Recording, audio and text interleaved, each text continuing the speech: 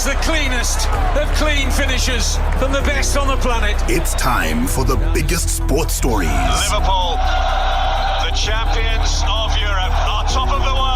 The biggest interviews. That such a great spectacle is ruined by such thuggish behavior. And all the analysis right here. He's the one player that has the arrogance to think that he can play in any stadium in the world and any pitch in the world in front of any player in the world and take them on.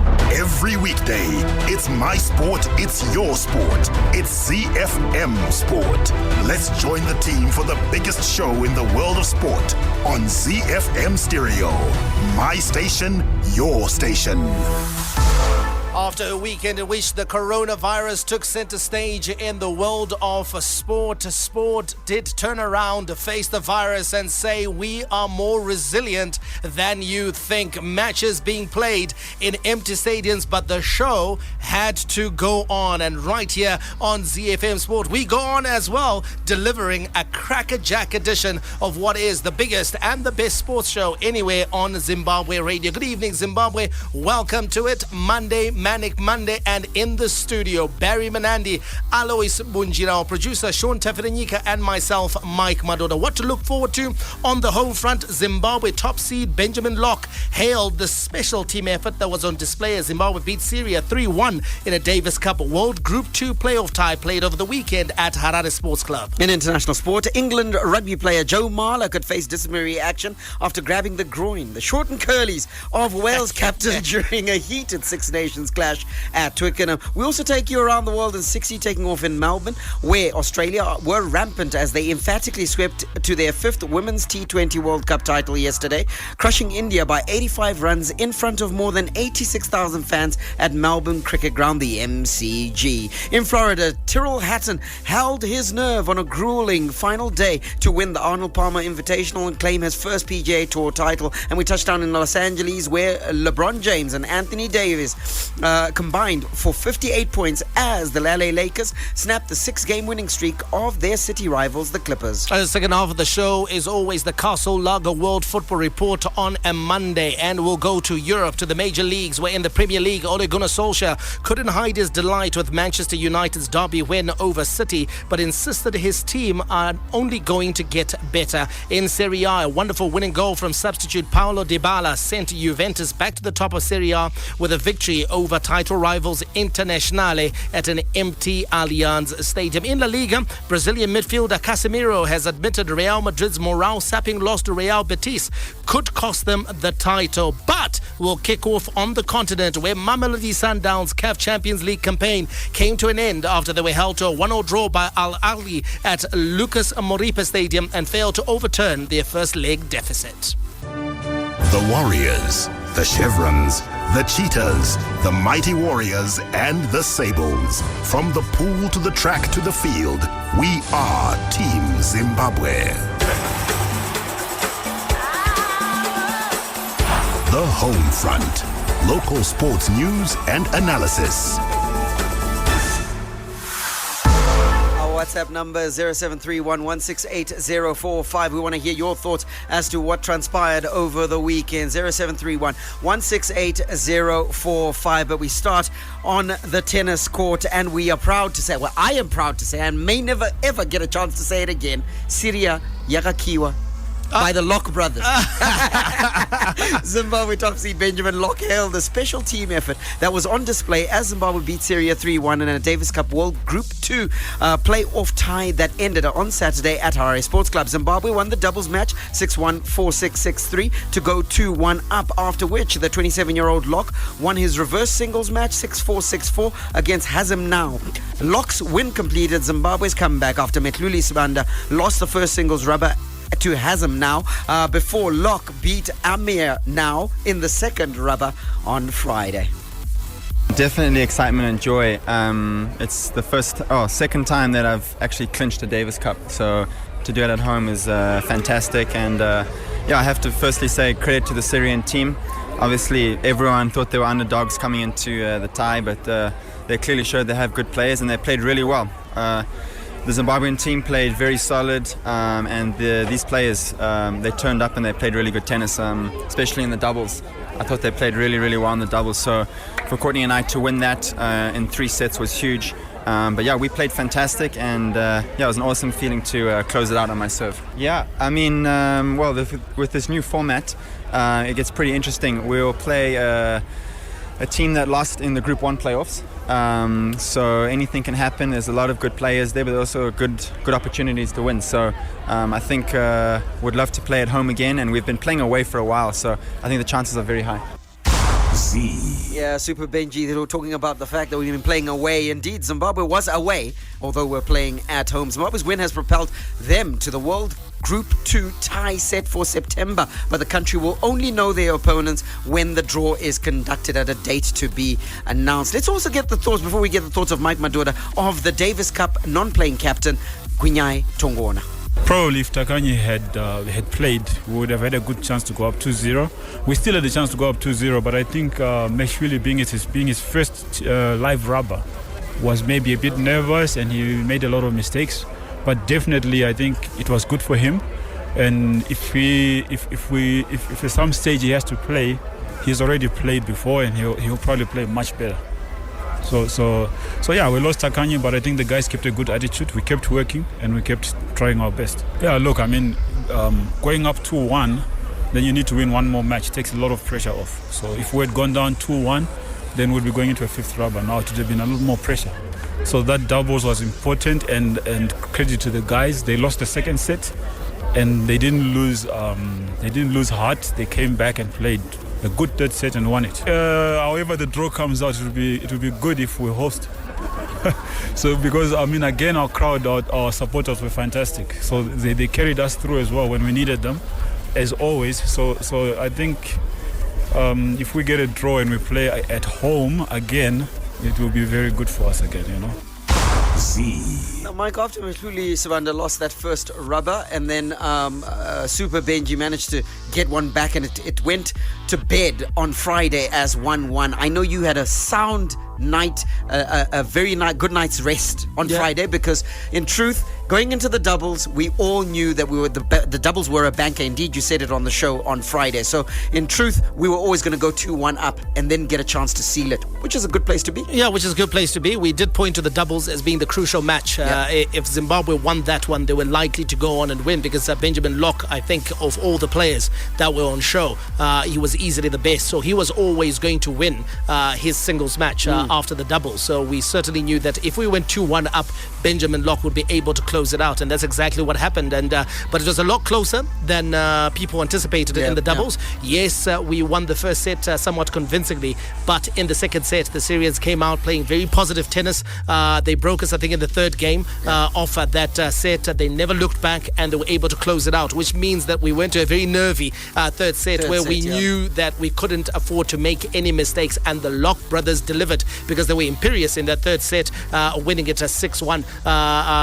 Winning it, I mean, not 6-1, but winning it quite convincingly, 6-3, I think, to close it out for Zimbabwe after they'd won the first set convincingly, 6-1. Are all those tournaments that they're playing in the sub-region, playing out at their college sides, the games that they're playing on the Futures Tour, assisting them to have that nerveless ability to go into their final set and do the business? Absolutely, because they're playing, I think, higher ranked players at times, and they're playing players who are of a better quality or a higher quality than the Syrians that they faced this past weekend at Harare Sports Club. So they're going into these ties fine-tuned. They're ready, of course, for the challenges, and Zimbabwe will need now to up their game, because we're going to be facing better players in the next round of the Davis Cup. It's going to be a lot tougher, and the hope is that we're able to host matches here at Harare Sports Club and get a better crowd than we got at Syria, because players tend to feed off that positive energy that can come from the fans. Last question. Takanyi, his importance to the team demonstrated in this game, because he was injured and then Mhluli stepped in. We lost that rubber. Takanyi Garanganga, is it important that for the single side for him to stay fit? Yeah, it's important for him to be available, to be fit. I think Mhluli Sibanda was very nervous. He admitted it himself on Friday that he was very nervous, and he talked about him being called upon to be ready to play very late on, and that may have contributed to his nerves. But I think the advice for Mhluli is that once you are part of a team, once you're part of a squad, you must be ready, you must be prepared to play anytime. You must be. That's why you are in the squad. That's why you're in the team. So you are an option. So you're not just there to fill up the numbers, to make up the numbers. For you to sit on the bench with your tracksuit and cheer the boys on, you must be ready to play. You must be ready, not just physically, mentally as well. You must be ready to turn out for Zimbabwe. Words there to Mhluli Sibanda coming from Mike Madoda. And there was an illustrious VVIP guest in the bleachers, as you could say, at Harare Sports Club on Saturday. That's, of course, Zimbabwe's sports minister, and that is Kirsty Coventry. She watched the action on Saturday and says she was pleased with Zimbabwe's performance. I'm very proud of them. They've played extremely well. Everyone's been having a good season. Since we saw the majority of them last year in Morocco, they've just been going up and up and up. So it's very exciting, and it's exciting for our future. We were just talking about the Olympic Games and the process. It's a tough process, but again, from what I see with the boys getting better and better, I think we should set our sights for 2024. Zimbabwe Sports Minister there, Kirsty Coventry. She commented on something else that we shall not comment on. We're carrying on with the sports news. Hi, this is Benjamin Locke. I'm on the Zimbabwe Davis Cup team, and you're listening to ZiFM Sport. Let's give you the rest of your local sports news roundup, starting with rugby, where Aaron Jani was re-elected as Zimbabwe Rugby Union president, and he was officially handed a fresh mandate at the annual meeting at Prince Edward School in Harare yesterday. The domestic rugby family also re-elected his entire leadership, which includes his deputies Martin Shone and Lawson Mutongwisa, and interim treasurer Josephine Makore unopposed. In athletics news, two of Zimbabwe's top male and female distance runners, Jonathan Chinyoka and Olivia Chitate, power to glory in the men and women's sections of the CBZ Marathon in Harare yesterday. The 2020 edition of the CBZ Marathon attracted a huge field of 1,700 runners, with athletes competing in the 5 kilometers, 10 kilometer and the main 42.2 kilometer categories. In the main marathon, it was Chinyoka who claimed the pole position after setting a personal best time of 2 hours, 18 minutes and 53 seconds. And we wrap it up with cricket news. A result, the first T20 international between the Tigers of Bangladesh and the Chevrons of Zimbabwe, which was played earlier this afternoon. Bangladesh batting first. They set a mammoth 200 for 3 from their 20 overs, and Zimbabwe in reply could only muster 152 in 19 overs, meaning that Bangladesh won the first T20 international by 48 runs. Just taking a look at the scorecard for Zimbabwe, the pick of our bowlers, Wesley Madevere, he bowled 2 overs only and was able to get a wicket for 15 runs. Sikandar Raza, 4 overs bowled, 31 runs considered, the 1 wicket he picked up. And Chris Mpofu was very expensive. He went for 14.5 runs per over in his 4 overs, meaning that he conceded 58 for that solitary wicket. The batsmen that did the damage for the Tigers of Bangladesh were Tamim Iqbal, who made 41 at the top of the order. Lighton Das made 59, and then of course Saka was the top scorer with 63. So Zimbabwe was always under the pump. When we came out to bat, Zimbabwe losing wickets at regular intervals. Our top scorer was Kamono Kamwe at the very top of the order. He made 28 from 20 balls, but he failed to find any meaningful support in the top order, as Brendan Taylor fell for 1, Craig Irvine fell for 8, and Wesley Madevere fell for 4. Sean Williams with 20, Richmond Mutumbane with 20 as well, and Sikandar Raza with 10, as well as Donald Tiripano with 20 at the bottom of the order, as well as Mumba with 25, with the only other notable scorers, as Zimbabwe was bowled out in the 19th over. They, of course, will play one more T20 international, with Zimbabwe looking to save face. From the front of the grid to the back of the net, it's ZiFM Sport. International Sports News Roundup, where the world comes out to play.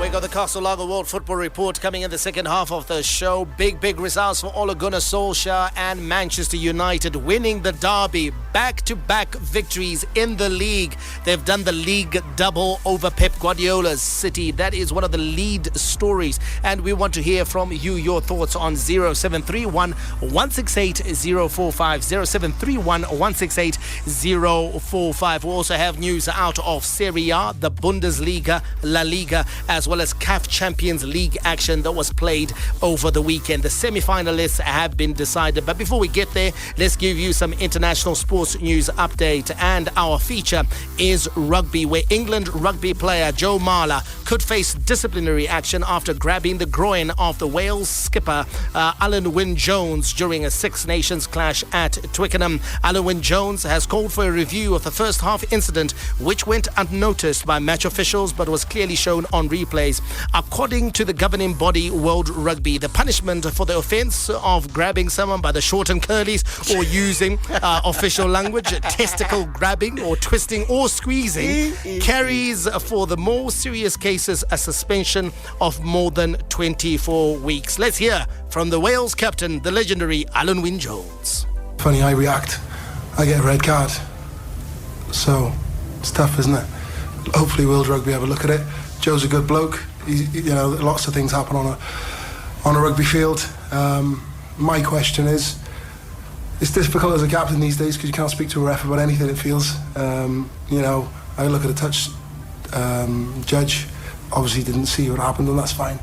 But there's a lot of footage that has been shown. Obviously, it seems there's a lot of supporters that saw what happened. It's just very frustrating, the fact that we talk a lot about TMOs and footage review, and there doesn't seem to be a lot of it happening. Now, given Joe Marler's checkered disciplinary history, he could be handed a lengthy ban. Back in 2016, London Irish player George Robson received a 6-week suspension for the same offence. So there is a precedence in club rugby in England, and now Marler is facing disciplinary action, and he should face disciplinary action. I expect him to be cited over this offence, Barry. What is interesting in that interview is that Alan Wynne-Jones comes out and says, listen, it's up to the match officials. Yep. Because had I reacted on the field of play, I would have been the one getting a red card, for retaliation. For sure. And therefore, I think World Rugby owes it to him to look in this incident, because, to be honest, any lesser man, Barry, would not have reacted as positively or as understandingly as Alan Wynne-Jones showed. I mean, the calm. For someone to be yanking at the crown jewels, I mean, that's unacceptable. And also, interestingly, all the men in the studio are sitting cross-legged at the moment. Nah, I'm not going to reach out, Barry.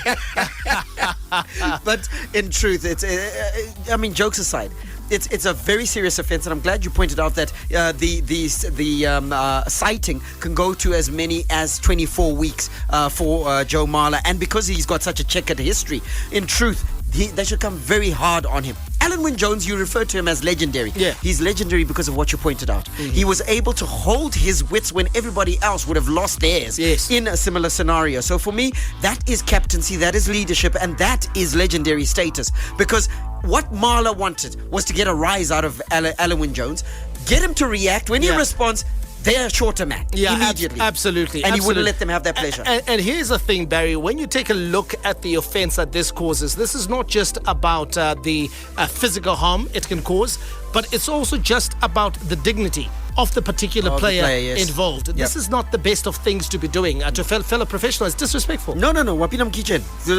Don't enter into the kitchen unless you've been invited. And so, look, I think the Six Nations organisers, they've got 48 hours to consider it. The world is watching, okay? So after the game, we're now counting down those 48 hours. They've got until, I think, end of day tomorrow before they have to respond to this. I hope that they respond positively. And for me, positively is Joe Marler getting cited. Okay, there was one other match that was played, Six Nations action this past weekend, and what a results for the Fighting Scots. A double from Sean Maitland set Scotland on course for a 28-17 victory, which left France's Six Nations Grand Slam dreams in tatters at Murrayfield yesterday afternoon. There was also Super Rugby action. The Bulls thumping the Highlanders 38-13. The Sharks getting the better of the Jaguares 33-19. The Rebels were too good for the Lions 37-17, and then the Hurricanes points in a match in which their indiscipline came to the fore. They lost to the Auckland Blues 24-15. The Waratahs were thumped by the Chiefs 51-14, whilst the Crusaders edged the Reds 24-20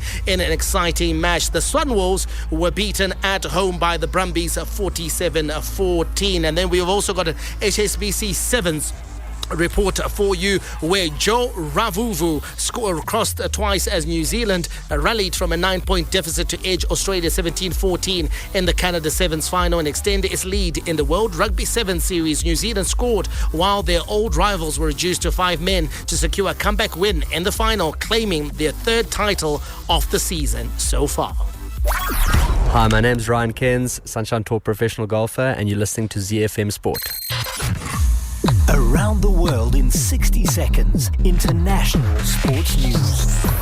All right, we take off in Melbourne, where rampant Australia emphatically swept to their 5th Women's T20 World Cup title yesterday, crushing India by 85 runs in front of more than 86,000 fans at the Melbourne Cricket Ground, the MCG. Alyssa Healy, who of course is Mitchell Stark's wife, and Mitchell Stark flew flying back to watch this final. Well, she smashed a quick-fire 75, and Beth Mooney an unbeaten 78 as the defending champions plundered an ominous 184 for 4, the highest score ever in a Women's T20 final. India could only manage 99 all out in reply to end the 17-day tournament that reinforced Australia's dominance. Across to Florida, where Tyrrell Hatton held his nerve on a grueling final day to win the Arnold Palmer Invitational and claim his first PGA Tour title. The 28-year-old Englishman fired a 2 over 74 in the final round at Bay Hill to finish on 4 under 284, one ahead of Australian Mark Leishman, with South Korea's Sung Jae Im one further back in 3rd place. The swirling wind and the firm and fast greens once again made the conditions extremely testing,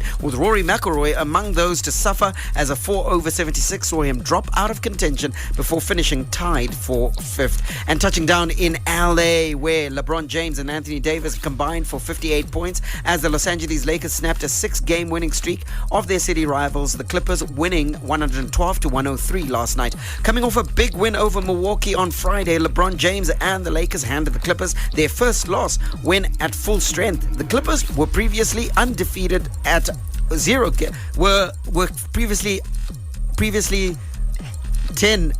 undefeated at 10 games when coach Doc Rivers had his full roster available. The Castle Lager Premier Soccer League report on ZiFM Sport. The beating drum.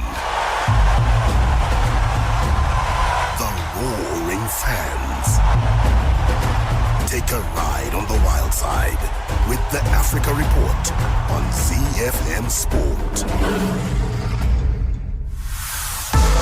Mamelodi Sundowns CAF Champions League campaign came to an end after they were held to a 1-1 draw by Al Ahly at the Lucas Masterpieces Moripe Stadium in Atteridgeville, Tshwane on Saturday afternoon. A result which sees them exit the competition at the quarterfinal stage. The Brazilians succumbed 3-1 on aggregate to the Egyptian Giants, who did the damage with a 2-0 win in Cairo last week. And before we get the thoughts of Alois Munjira and Barry Manandi, of course, Alois Munjira, former Mamelodi Sundowns player, he's our football pundit here at ZiFM Sport. Let me just run through the other results. Etoile du Sahel fell short in the attempt to mount a comeback in their CAF Champions League quarter-final tie against Wydad Casablanca. The Tunisian hosts won 1-0 at the Olympic Stadium in Radez, but they couldn't overcome that 2-0 deficit, meaning that Wydad Casablanca advanced 2-1 on aggregate, and they will face Egyptian giants Al Ahly in the semi-finals. TP Mazembe defeated Raja Casablanca 1-0,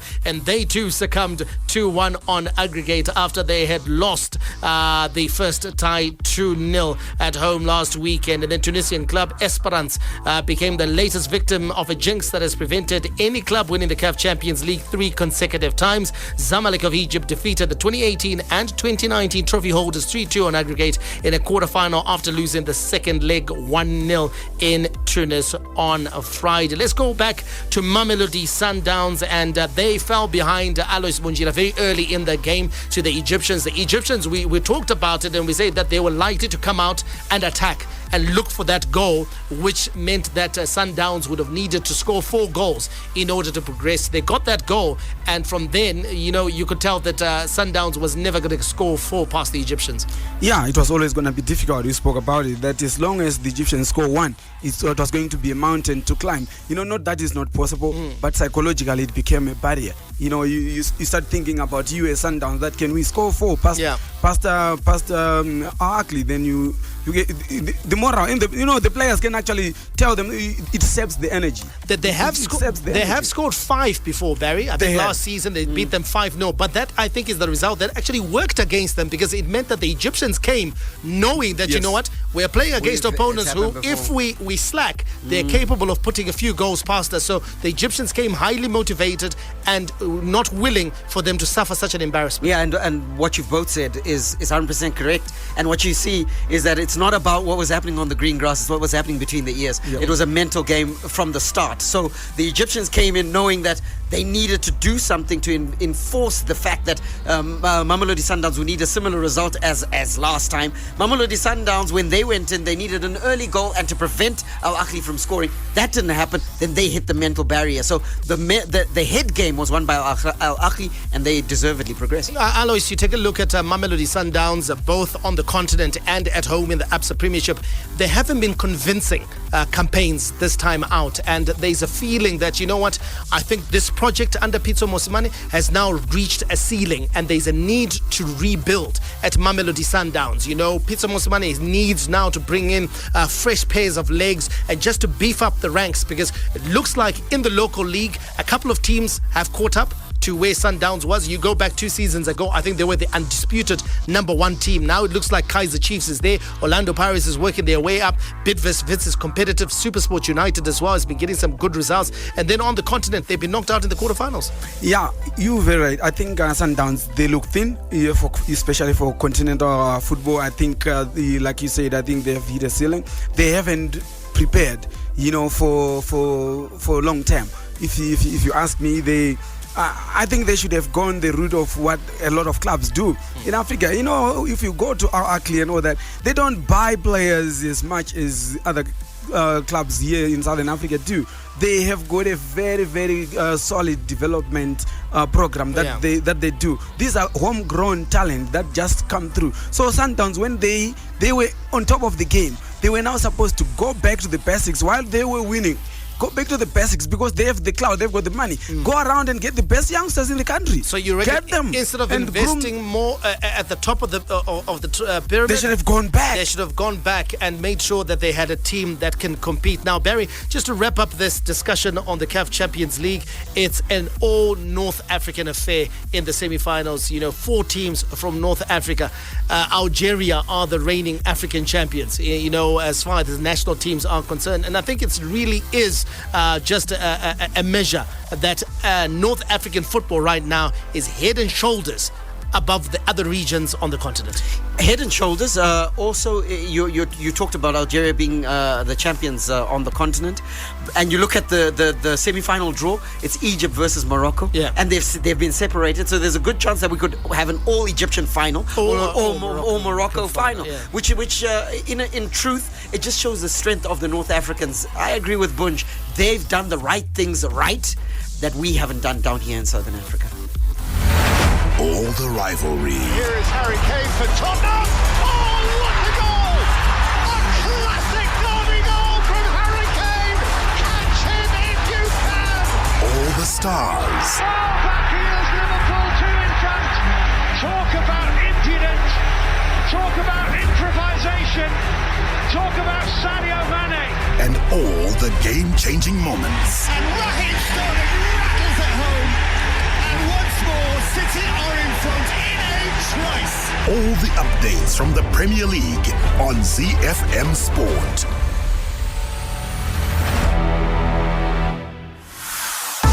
And Ole Gunnar Solskjaer couldn't hide his delight with Manchester United's derby win over Manchester City, but insisted his team are only going to get better Anthony Martial and Scott McTominay were on target as United sealed a league double and third win in all comps over City this season to maintain their Champions League qualification hopes. Solskjaer says his Manchester United side showed commitment, attitude and desire in their victory over Manchester City.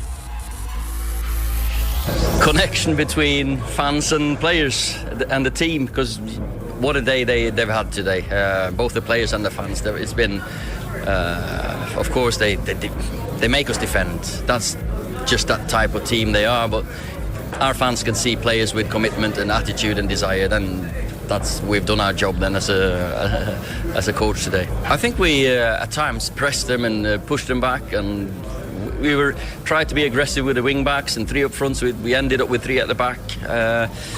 So when we hit the press, I think we made them make mistakes, and of course we're happy with the result. I can't put a finger on anything, but at times you'd like to defend with the ball in the team sometimes, but I'm not going to complain. Now, United had barely 28% possession but limited the visitors at Old Trafford to just 4 shots on target. The visitors were, of course, Manchester City. Now, their manager, Pep Guardiola, refused to criticise his players despite seeing his side suffer yet another defeat to Manchester United. 90 minutes we played really well. The first half we need in the final third a little bit more aggressive when we could contact with Gundo, with Bernardo in that positions, be a little bit more aggressive in the final third. The second half we did it a little bit better. So in general, overall the game was well played. So and that's all. Congratulations United for the victory. All right, now that victory sees United secure first league double over City in a decade and leaves Ole Gunnar Solskjaer's side 3 points behind fourth place Chelsea in the race for Champions League qualification, while the champions stay second after 5 games winning run was brought to an end. Alois Bunjira, you backed United, and that was more heart than head because you knew that Man City was going to be a formidable opponent, but good game plan by Ole Gunnar Solskjaer. He knew that he couldn't go toe-to-toe with City, so he decided to sit back and hit them on the break. Yeah, that's exactly what I predicted, and it was going to be like that. We knew that position-wise, Manchester City were going to dominate. 2-0, it was actually better than I thought.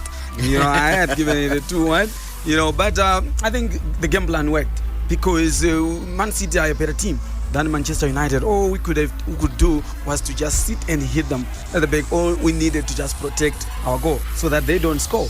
The more we get into the game without them scoring, it was the better for Manchester United. And they did just that. And what a goal. The first goal was genius. From both players. From both players doing very, very well. Genius. Good vision, good finish. Everything. 100%. Everything good. Poor goalkeeping to an extent, but certainly good finish by he was caught Anthony Martial. Yeah, he was caught unawares. Just that split second that he was not expecting it, he didn't go down early enough. I think the only downside for City in that goal was that it wasn't a foul. The free kick, right? Yes. And I think Mike Dean there made a mistake. But those things can be found in football. They happen. It's an error in judgment from a referee, but you cannot, talk down the class of the goal. Bruno Fernandes, able to have that vision, and then Martial as well. That finish, like Alois said, Edison caught unawares, and the ball goes in. So, and then of course the breakaway, the mistake again from Edison. Right. Edison had an error-strewn performance. He had a bit of a nightmare. Yeah, he had an absolute nightmare. But United had a good game plan. Yeah, and it worked. Yeah, and it worked for them, and that's exactly how they intended to play the game, and it worked for them 2-0. But Mike, if you look closely, it wasn't really Edison's mistake.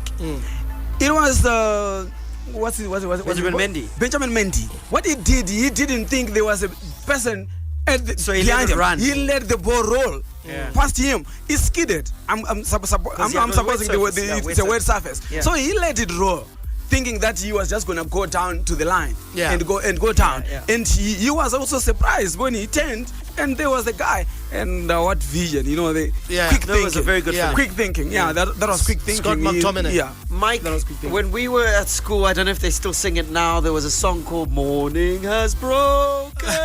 Now, Is this like the first morning? Exactly. Blackbird has spoken like the first bird. Yes. Oh my God. Okay. Is this morning for United? Well, Barry, morning broken? I don't like in football, I think sometimes fans and pundits have got a tendency of coming out with these far-reaching or drawing far-reaching conclusions from things. I hate that, a team loses 2 games, then all of a sudden Anzi Apera, a coach doesn't win a league title like Pep Guardiola this year. Apera, Pep Guardiola, yet we forgot that he's won the league title 2 years running with record-breaking margins, and all of a sudden because he doesn't do it, so it's the same thing in football. I think we need to be wary and start judging teams a full body of work. So right now for Manchester United, it's 10 games. 10 games in all they're comps, unbeaten in all competitions in 10 games. They've won 7, they've drawn 3. And I think this game here versus Man City psychologically was important for Manchester United to know that they can get over the line versus a good side. Before this, they were playing the Watfords, they were playing teams of that ilk, but now they've beaten a really big team. Another important game coming up, they're playing Tottenham at the weekend as well. They win that game, then all of a sudden the belief is back at Old Trafford, and all of a sudden they're now starting to think, hang on, we are actually a good squad. All we need are 2 or 3 decent players to be added to our ranks, and then we can mount a meaningful challenge. So for me, I'd love to see United continue on this good run. There are about 10, 11, 12 games left until the end of the season. Let them keep up the momentum until the end of the season. Mike cautious in his judgment of United. Are you as cautious? I'm as cautious, but like you're saying, that there is hope. You can actually feel that, and they can do something. So now it's not a surprise anymore if they go on to beat Tottenham, they go on to beat Chelsea. Yeah. We now believe that they can do it. So it's now hope that they can keep the consistency. It's not the consistency that we are now looking for, but ability. We now know that they can actually do it. All right, let's see how they do against Tottenham, their next game. Key results from the weekend. Liverpool came from behind to beat Bournemouth as a 2-1 victory at Anfield, moved them to within 2 wins of the Premier League title. A dominant Chelsea thrashed Everton 4-0, making it an unhappy return to Stamford Bridge for Carlo Ancelotti. Alexander Lacazette stepped off the bench to boost Arsenal's Champions League qualifying hopes with a VAR-assisted winner in a 1-0 victory over West Ham. And Dele Alli's penalty earned Spurs a 1-1 draw at Burnley, but a third winless game saw them miss the chance to cut the gap to the top 4 to 2 points.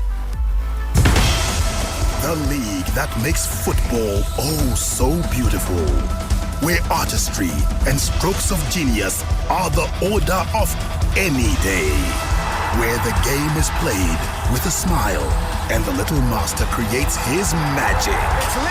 All the news from the Spanish La Liga on ZiFM Sport. Brazilian midfielder Casemiro has admitted Real Madrid's loss to Real Betis could cost them the La Liga title. Madrid were stunned in a 2-1 defeat, leaving them second to rivals Barcelona in the table with 11 matches remaining. Casemiro said it could be the result that denies Madrid, who are 2 points adrift of Barca, the league title. Now, Zinedine Zidane, the French coach of Real Madrid, took responsibility for Madrid's worst game of the season, as he labelled it. I don't think it was an attitude problem. I just think we produced a bad performance. We had a bad game. We were bad from beginning to end. It's a shame because we had a good chance to come here and play well, but we didn't show any of that today. We found it difficult. We gave the ball away a lot in midfield. It's a bad game from us in general. I don't really have an explanation for it. I take responsibility for the result and I'll analyze it and look at it, and we'll try and improve on this, but we can't be happy with today's performance. Real Betis had gone ahead in the 40th minute after a moment of confusion as they appealed for a penalty when Sergio Ramos collided into Nabil Fekir, but the loose ball landed at the feet of defender Sidney, who rifled it into the roof of the net. Karim Benzema was able to find an equalizer, but Real Betis found a winner very late on through former Barcelona player. You remember him, Barry? The former Barcelona player. Which fella? Christian Teo. Christian Teo, yes. He then scored the winner late on. He's La Masia, isn't he? Yeah, he's La Masia, a Barcelona product, and he scored the winner. And Alois, it'll be very frustrating for Real Madrid's fans because after that brilliant win over Barcelona, a result which a lot of Madrid fans were hoping would set Real Madrid off on a title-winning course. They find themselves now 2 points behind a Barcelona side that they beat last weekend, and a Barcelona side which is not playing its best football. Yeah, such consistency is very unfortunate and is very disheartening, for Real Madrid fans. Beating Barcelona, you come back, and this is not the only game that they lost to a small team. They've lost. Now they don't. Now the fans they don't know what to expect. Every game they don't know what to expect. They just go praying. Now they just pray. They don't go with confidence that we're gonna collect 3 points or what. They just go there. Say to Zanwa. The elephant in the room, and a lot of pundits have been avoiding this one. I know you're a big Zinedine Zidane fan, a lot of people are, but the reality of this situation is that his return has not been great. His return, in fact, has been poor, and there's a school of thought that in his first stint, he found a team that was at the peak of its powers. That team is in decline, and his management now is being called upon. That team was purring when he got there in as Zizou won. For me, love him to bits. He should have never gone back. Now that he went back, he's being tested by an aging squad, a squad that doesn't have the legs to carry them throughout a campaign of this nature. And it's become even more grueling because, converse to what Alice was saying, Real Madrid fans don't believe and Real Madrid doesn't believe, but smaller teams are believing now. They're believing that they can get a result. So it's becoming tougher to play those teams, and that's a problem for Zizou. That is a problem for Zizou, and I think this makes us really appreciate, those managers who are able to win titles again and again, rebuild. So Alex Ferguson did it for 2 decades, where he was able to rebuild, generation after generation. It's not as easy as people think, and Zidane, I think right now, is ample evidence that even at the biggest club in the world, it doesn't always become easy. Now let's give you the key results for the weekend. Leo Messi kept his nerve on the penalty spot to give Barca a 1-0 win over Real Sociedad in La Liga, and of course his side returned to the top of the table, and then Atletico missed the chance to get back into the top 4 when they were held to an entertaining 2-2 draw with third place Sevilla on Saturday. The Nerazzurri, the Black and Blues, Inter Milan. It's Romelu Lukaku, and it was never in doubt. He's a beast at the best of times, but this season he has become a monster. The Giallorossi, the Yellow and Reds, AS Roma. Belotti has a go! Tremendous hits! That's what he's capable of. La Viola, the Purple Ones, Fiorentina. Franck Ribéry seals a glorious win for Fiorentina with a sumptuous goal at San Siro. The Bianconeri, the Black and Whites, Juventus. Ronaldo seals yet another 3 points for Juventus. Tough yet colourful. The best of Italian football on Z. Now wonderful winning goal from substitute Paulo Dybala sent Juventus back to the top of Serie A with a 2-0 victory over title rivals Inter Milan at an empty Allianz Stadium last night. Juve, who opened the scoring through Aaron Ramsey, led on 63 points, 1 ahead of Lazio and 9 clear of Inter in third. Although Antonio Conte's side have a game in hand. You got to say to yourself, Bunj, that sort of marks the end of Inter Milan's title charge. It's done. We spoke about it as well, that and they needed this one the most. This was very important for them, and for me, I think they gave us hope. They did. At the beginning of this, they gave us hope, and they had the squad. They have the squad that we actually thought that was very competitive and all that. But after this one, I don't see them wrestling it away from Juve or Lazio. Mike, on Friday, you asked me the question. I'm asking you now. Conte out. Oh, no. No, certainly not. No, certainly not. Let's not do away with the great work that he's done. It's a project. He's only at the start. He's come in.